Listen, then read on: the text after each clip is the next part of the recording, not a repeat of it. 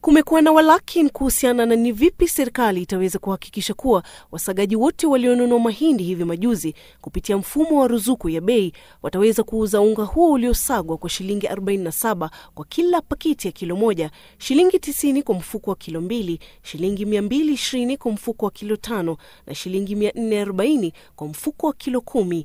Serikali ikishikilia kuwa imethibiti bei hizo kuzuia kumfinya mwananchi. To cushion the farmers further, the government has now entered into a subsidy program in partnership with the importers and millers who will now access maize at Kenya shillings 2,300 Kenya shillings per 90 kilogram bag. Hata hivyo, serikali imetoa ilani ya kudhibiti bei kwa msaga mahindi.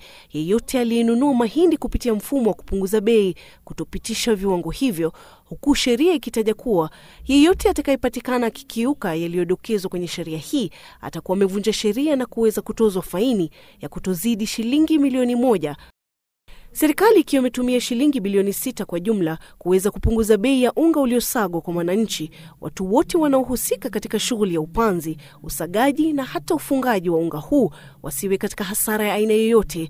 Ushirikiano huu ukiwa tu kwa mahindi meupe yaliyosagwa chini ya mfumo wa serikali wa kuondoa makali ya kiangazi na kutarajiwa kuendelea hadi tarehe 30 mwezi Septemba mwaka huu, kuhakikisha kuwa Mkenya sharti anunue kilo moja ya unga kwa shilingi 47 na wala sio bei nyingine. Saida Swale, Citizen Nipashe.